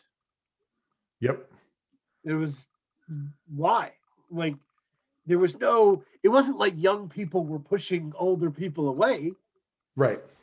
There was just some unwritten rule that like grown-ups don't do this. Why? You know? Yeah, I think it's an industry thing though too, because for marketing, you know, you want young, you want hip, you want Yep. what looks cool. You know, industry people thought, you know, how are you going to market a 35-year-old? You know what I mean?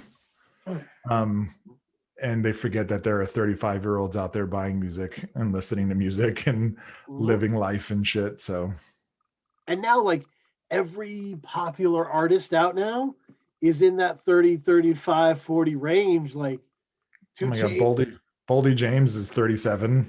2 Chainz, Boldy James, Rick Ross, on and on. These are like not young folks. Like, No, West Side um, Gun and Conway are like 36. You yep, know, that's all. Everybody's older. You know. yeah. But the interest and an interesting part of this was to go back to the Backwoodz thing is I feel like we've actually erected our own economy in some way. Mm, Like the Backwoodz stuff, and while streaming isn't selling, and while streaming is kind of driving a lot of the music industry into the ground in artist lifestyle ways, you know, there are people like, Rock Marciano who are just like, look, you can have my album before it comes out. You give me directly right. $30 or whatever. Like Vic Spencer did this with his last album where he was like, I'm selling this, but only if you hit my DMs and we PayPal this thing out. Right. And that way I recoup before I drop it, and people are doing it. People are doing it. And it's, it feels like we've created our own economy out of nothing. Yeah, for sure. And people are getting a little bit savvier. I mean, the record flipping shit on Discogs has become the new sneaker game. And, you Yep. know, shout out to rap, you know, Fieri, Milo, whatever, Purple Moonlight Pages for $70. A lot of people were like, what the fuck? But then, you know, people bought that and you go look on Discogs and it was immediately selling for $200. So it's, you know, you got, you Yep. know, Billy Woods' History Will Absolve Me is on Discogs for $600 right now. It's awesome. You know what I mean? And that's like Yep. crazy. I bought that record when it first came out. I still have it, you know, and it's like he had a bunch of those, I remember, for a while. And Mhm. now shit sells out like immediately. And it's great to see people grind out and create that lane and create that world and create that economy for themselves, that group of people who are going to be like, yes, I will absolutely shell out the money for your record every single time. Yeah, I mean, it's, you feel like the push to streaming, right? The push to make art as accessible as it can be for very little. There seemed like it was a push to kind of destabilize art because it Yeah. was harder to figure out in a capitalist economy, right? Toothpaste, boom, bang. Phones, boom, bang. But like art, how do you value your art? You know, so here it is. Here's a fraction of a penny, right? Um, and that was, I don't know. It's an issue, and I feel like this it bred a wave of people who were very comfortable kind of just riding the wave of whatever song they were listening to. They weren't really fans of specific artists in any passionate way, Right. right? Collectors, the collector mentality, you know, and the vinyl market, the Bandcamp stuff uh, has enabled people to really start reactivating in that way. Right. Right. Oh yeah, I definitely started recollecting not that long ago, a few years ago. Um, and I took my shit off of streaming because of that exact reason. Like it was costing me more money to keep it up on all the streaming sites through DistroKid, who fucking still emails me about wanting to re-upload my shit, and I'm just like, dude, I canceled my DistroKid. Leave me alone. It's been a Yep. year. Yep. Um, but because I'm paying $50 to distribute the record, and then I'm getting $38 payout a year, for streaming, and I'm Right. like, why? When I'm making way more money selling my shit on Bandcamp at all, you know what I Right. mean? I might put it up at some point because the whatever, some people have discovered some shit via Spotify that went over to the Bandcamp, but it really is just a marketing tool at this point and an expense that you have to be willing to pay. But there are Right. more people who consume music the same way they consume fast food, where it's like, I'm hungry, I want to eat right now, and then they go get a meal and they're like, that was cool. Is it the So just best meal possible? Am I going to yep. remember how good it was later on? No, but I ate it and now I'm going to move on to the next thing. And that's what streaming is. It's people being given fast food, and they'll like listen to a record and the timeline talks about it for 24 hours, and then people are like, well, when's he putting out the next album? You're like, motherfucker, that just dropped a week ago. No, that I mean, that's such a great comparison because you have there's so many. Yeah, it's restaurant tours versus fast food, and I would tell you it's different. Buying an album on Bandcamp is different because you paid the money. Right. Even if you don't, if you're not a vinyl person, if you're just doing digital, if you pay $10 for that album, you need to carve out the time to listen to that album, right? Right. Right. One of the reasons I'm good at analyzing music is because I'm cheap, right? And if I pay the $10, I'm gonna dive into that thing, Right. and so that's what ends up happening, right? You dive into it and engage with it in a totally different way. Yeah. Yeah. It is. And you get a chance to kind of interact with an artist in a different way, where you're not going to the record store and the money isn't going to Sony Records, who's then paying the artist out after they've Mhm. recouped. It's if I order a record from PTP, I know that money is going to gang. Yep. Like, and if I order a record from Zilla, I know that money is going to Zilla Rocket. You know what I mean? Yep. So it's like, you're supporting artists directly for sure, even though Bandcamp and PayPal take out their little cuts, and there's gripes from all of us who sell physical merch about Bandcamp taxing you randomly, Right. you know after you sell a bunch of physical merch, your digital sales, they'll just eat the whole thing, whatever. But hey, it's the price to use a website that has really helped a lot of us in more ways than anything else has. Yeah, I um want to like. Hopefully, I want to think of them as a partner, the same way like I, great people who come up to me and been like, "Yeah, I'd love to subscribe to your site, but I don't want to give it through WordPress. I want to give it to you." I'm like, "No, put it through WordPress. Let them take their cut. They've been great. Like it's not a mhm. big deal. Um, you know, that partnership is respected. I want them to see what we're doing over here. Right. And yeah, Bandcamp is going to leave you 82%. I mean, that's what I've heard. Yeah, it's basically right about after they take their little cut and PayPal takes their cut. You know, I sell an album for $10, I'm getting like $8.62 afterwards. You know, which is totally cool. You know, you get smart and you mark the album up for a little bit more, so you get a rounder number afterwards. You know, you sell it for $12, you get $10. But Puff Daddy's not giving you that cut. No. You know, I remember the record label stories from back in the day where somebody was getting a $1.25 an album sales, and that was like a good deal. You know. Yeah. So yes, we're definitely getting way more money than we ever would on a record label from back in the day.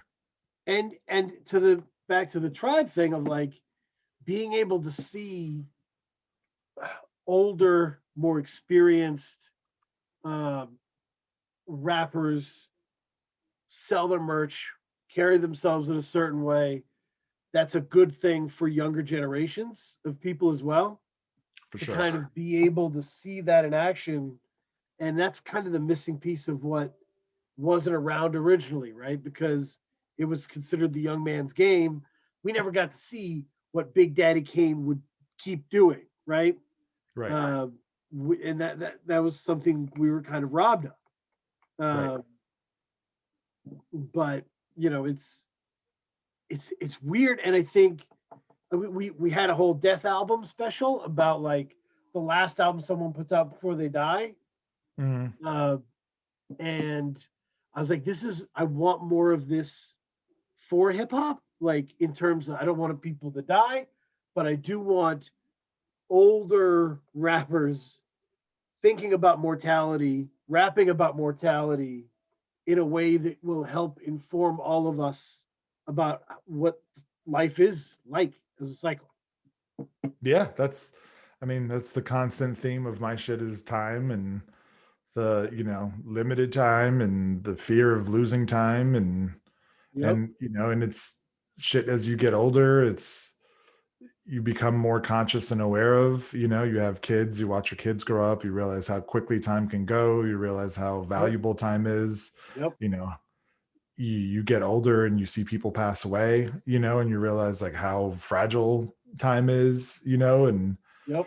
and it's always been kind of a theme for me of just that worry. I've always had a fear of dying young. It's just the trauma of my growing up. I'd always worried that I was going to die, always worried I was going to get killed in something. And and I think a lot of us from that age range and the socioeconomic backgrounds and neighborhoods I grew up in, and a lot of people have that fear in different ways. You know what I mean? Yep. Totally. And as you get older, in your 40s and late 30s, and I think it behooves us to be a little more honest, to rhyme about shit as an older person in a way that kind of is creative and interesting and entertaining, but also illuminating like younger heads to be like, hey, you could still do this as you get older, but this is the shit you're going to still carry, and this is the shit you're going to worry about. I'm right. So no, it's time is a motherfucker. Yeah, no, it's important. I remember my son, he asked me these cool little kid questions, right? And so he'll be like, Daddy, what are you the most afraid of? And as the same response, I'm always like, letting down the people I care about. Right. That's it. Like, a shark is a shark, dude. Like, if a shark is coming this way, I've already resigned myself to what's probably happening there, right? Right. I'm not coming into there like Rocky at the end of the movie. I'm pretty sure that's a losing battle. But like, so I'm mentally ready for that. It's letting down the people that have done so much for me, right? Right. It's like right. the big thing. And it's yeah, I mean, and that's something that it's a perspective that hopefully you can touch a young person with, because when you're young, you're not thinking about any of that shit. Right. you're like, I remember in the mixtape days, I used to play the music in the car, and my wife would be like, I think it was Lucky X from Chicago. Um, and she was just like, look, I can't listen to a 17-year-old tell me this stuff anymore. I just, it's just like, he just hasn't lived enough to see what's on the other side of what he's talking about. Right. And, you know, I respected her decision. I was just like, there's something about that energy that is still fantastic to me. Of like Yep. Oh that, yeah. that first that up and coming rapper energy. Uh, yeah. Yeah. Same. Me too. I enjoy listening to the young heads, especially when they're intelligent and insightful. Like I love Amani, and Oh the yeah. Unknown Infinite album is wonderful. I Yep. love all the shit Akai Solo does. I Oof. love Air and all the shit that J Words Oh, and Masai. Messiah Yeah. are doing. Like Masai. they're really Oh, gifted and they're young folks. I mean, compared to me, they're significantly younger, but I yep. love what they're talking about, and I love the energy they have. Yeah. No, and they're like this generation. It's different from the Lucky X generation because this is they're very connected to their emotional and spiritual life. Right. They're Yeah. they're very connected to how they're feeling, what they're doing in a way that is very mature. Like there's a Yep. lot of I don't even think of Masai as particularly young. Right. There's just an old soul vibe there. Oh, Uh, for sure. yeah, For sure. and Amani is the same deal. Same. I Yep. mean, Yep. no, Amani feels like a character dropped into the movie to lead us all to where we need to be.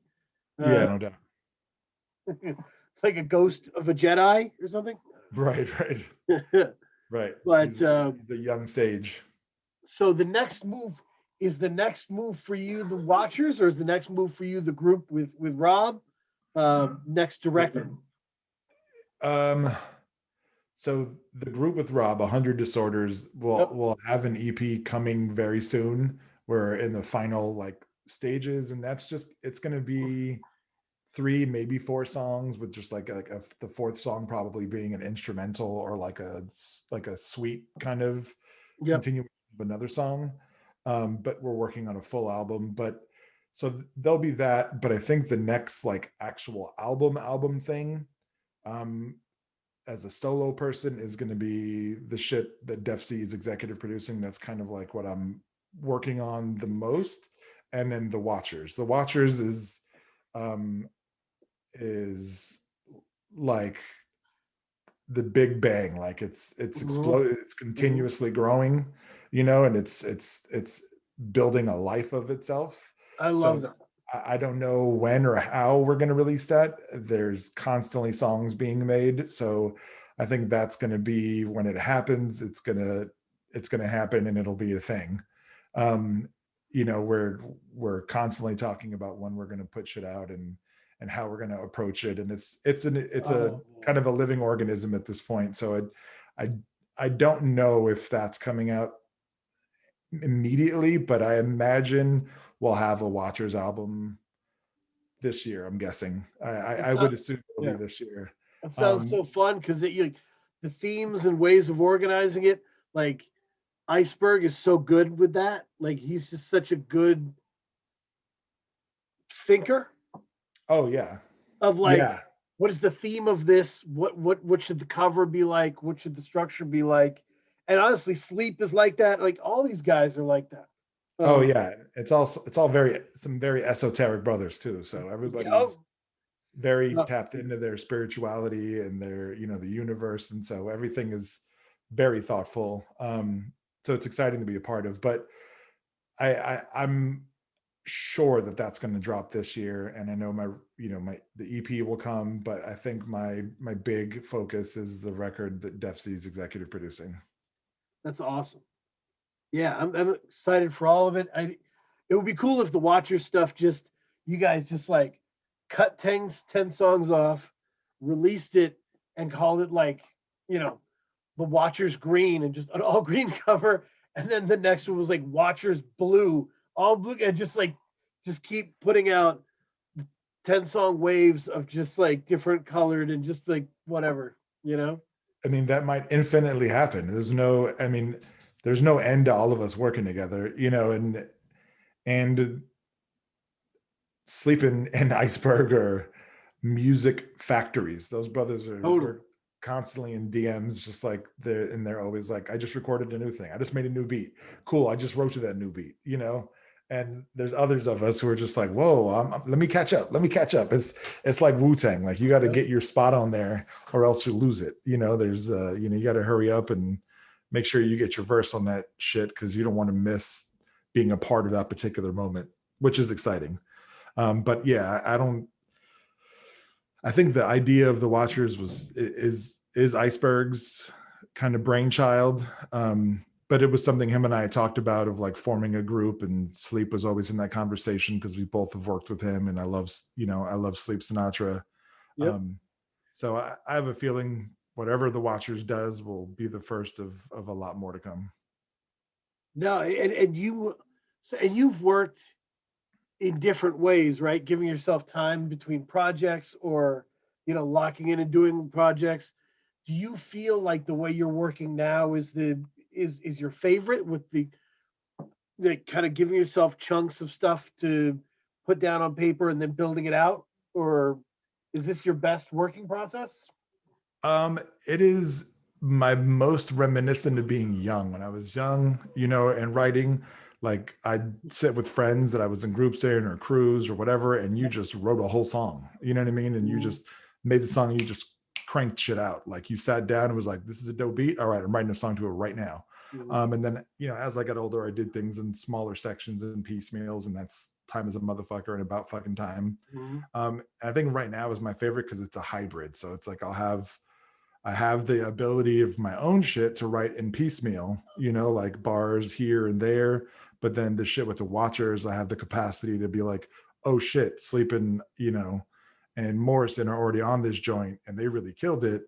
Let me write my verse real fast, and then writing my 16 bars in 20 minutes and, and then going and recording that, and that being exciting because I'm able to do that quickly. So it's like, I think where I'm at now is a fine balance of being able to work quickly and capture that energy that Iceberg and Sleep and those younger guys kind of live in, where there's a quicker turnaround, but also still being in my own pocket of like, all right, for my personal stuff, I'm going to move a little slower and want to make sure I'm more thought out because it's just my voice the entire time. Yeah, it's a balance between staying in a groove, staying in a zone, but not tossing stuff off, Right. And that seems to be the hybrid you're talking about is what you've been able to lock into. That's awesome. Yep. Yeah. Yeah. So I think that's what's coming this year is the Watchers, the solo project. And I'll probably definitely do a follow-up to the First Contacts kind of alien themed beat tape. It's awesome, man. Thank you for doing this. This was so much fun. Thanks for having me. It was so much fun to be able to, because your social media, your approach on albums, your approach here is so consistent that it really was like having the week with you. Thanks, it was man. cool. And I deeply appreciate it, man. Thank you for all that.